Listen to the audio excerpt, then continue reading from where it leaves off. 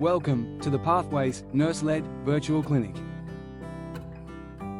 This is an established model of care to make healthcare more personal and accessible. You can access the clinic from the comfort of your own home, wherever you are. Our focus is on access so that people have a timely diagnosis and holistic, local care. Our nurses assess symptoms, develop care plans, and empower you to have coordinated care. Before your appointment, you'll be asked to complete a form. It's important to include as much detail as possible. I have a couple of minutes before my first patient locks in. So I did what we call an initial assessment for this patient, and that was done yesterday. And that's where we go through their intake form. And we already start to look at the gaps in care, what questions they might have, and any research we might need to do in advance for that patient.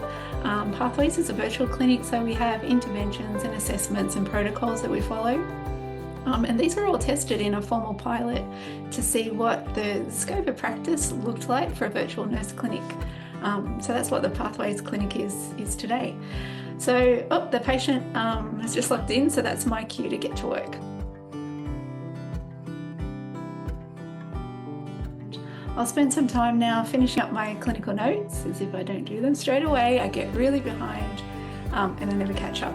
So I'll need to do some follow-up for each of the patients, and that will be things like making some calls to confirm potential referrals to allied health are appropriate to make sure they're familiar with the rare diseases that the patient is presented with today.